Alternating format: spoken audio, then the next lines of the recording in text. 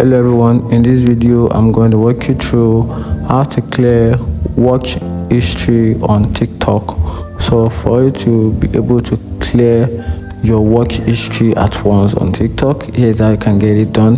You open your TikTok account on your phone, then you tap on the profile icon of your TikTok account, then you tap on the three-dot icon at the top right corner of the screen, then you tap on the settings and privacy option.